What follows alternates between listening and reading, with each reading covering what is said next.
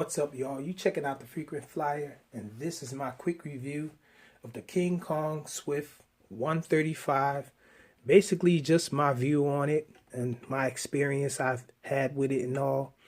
So this quad right here it's clean flight and beta flight compatible. So you can hook it up to clean flight or beta flight and basically tune it the way you want it to fly. So you can adjust the rates to your liking and all, have very deep pitch and all of that. So for the most part, this thing is very customizable, not like the toy grade quads that most of us are used to. This thing has brushless motors, and so it's pretty fast.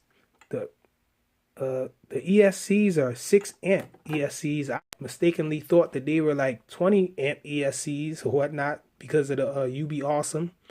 And so I immediately threw a 4S on this thing and was flying it around with 4S, and it performed very well. However, this thing only has 6 amp ESCs. So you're not supposed to run 4S batteries on it. It's not rated for that, but it did perform well with the 4S battery. But I'm thinking that maybe you shouldn't do that because it would probably just burn out the ESCs because they are 6 amp ESCs. But I've flown it a couple times with 4S and it's just fine. But anyhow, with 6 amp ESCs on 3S, this thing flies nice still. And the props aren't pitched very deep. They're 30-30 props. So I haven't tried it with any of the other props. I've just flown it with the stock props and it flies quite nice. But one gripe that I have about this model here is the form factor. The bottom of it here, I don't know what they're expecting you to do with the battery as far as mounting it, because it's really hard to mount a battery centered properly, it seems. Because if you can see here, the plate, the bottom plate is more towards the front and you don't have anything back here. I was thinking that first that maybe they was expecting you to stick a battery in here, but no 3S battery is going to fit in there, let alone a 2S battery. Doesn't fit in there either.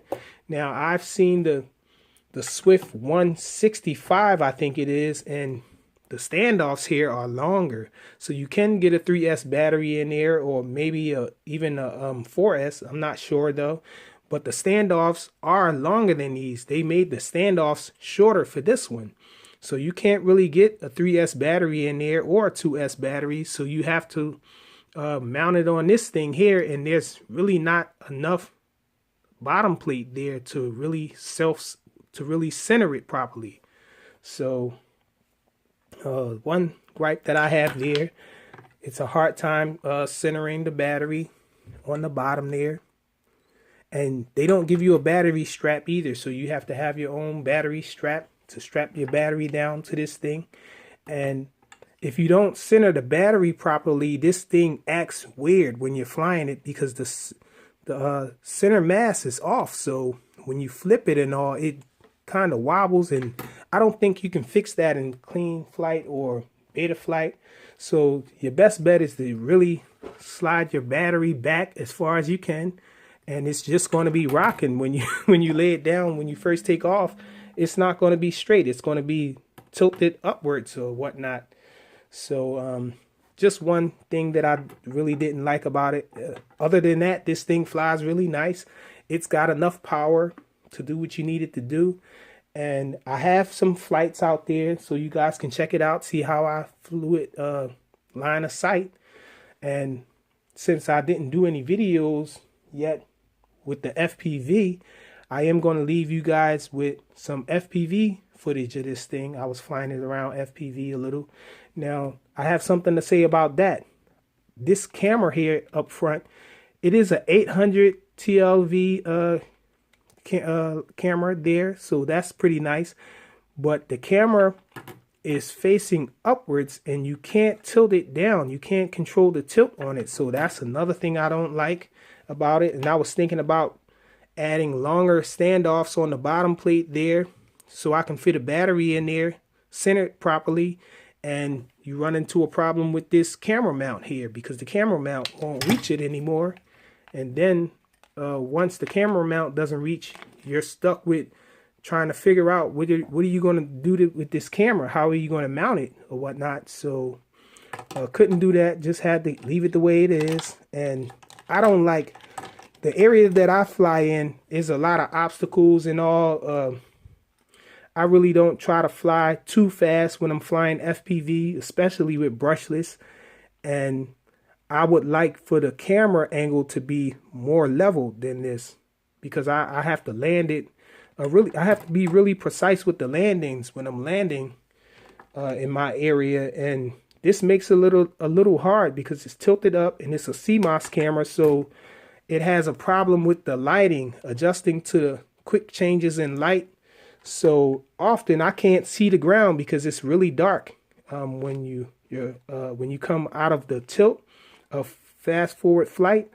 It tilts upward and then you can't see the ground or anything because the camera is trying to adjust for the changes in light and the ground is just dark. So that's another thing that I don't like about it. You can't control the tilt on the camera.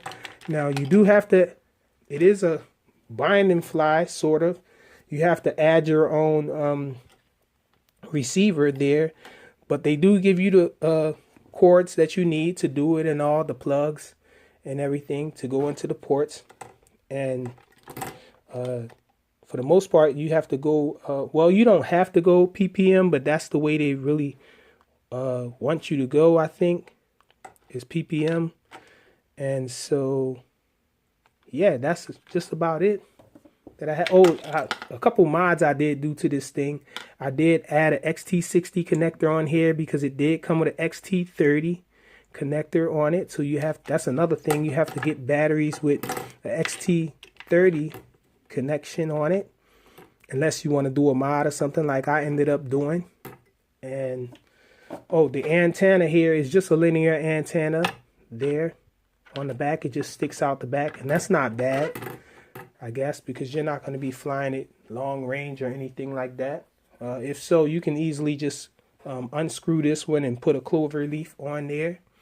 And it does come with 3 canopies, so you get 3 color choices with canopies and a bunch of stickers so you can stick them on. I had a little problem removing the stickers, but they're just stickers, and they give you a bunch of props. I mean, you get 2 bags of props. I have them all in this one bag, but it's just ridiculous how many props they give you. Well, that's actually good because you're going to be crashing these things and breaking them, I assume. And so it's good, always good that they give you extras. I'm not complaining at all.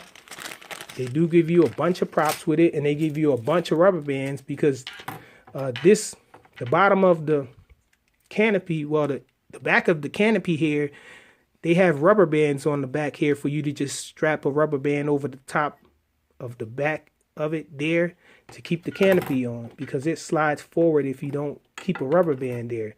And I did put 2 holes here to bring my antennas out from my receiver. I think that's the only that's the best place to mount the receiver, probably, is right there on the top of the canopy. You're gonna have to mod the canopy or whatnot. And so, yeah, that's it. It comes with this booklet here telling you about the FPV transmitter there. They tell you all the frequencies and channels and stuff that you can get. And they tell you what type of plug it is and all. And, oh yeah, and the wattage of it. I think this is the 400 milliwatt one. On the back, there's a 600 milliwatt one. But this is the 400 milliwatt one, if I remember correctly. And no instructions booklet for this thing. No instructions booklet for this. For as far as setting it up and all. But for the most part, really nice quad. I like it. The Kingkong Swift 135. Let's check out the FPV footage.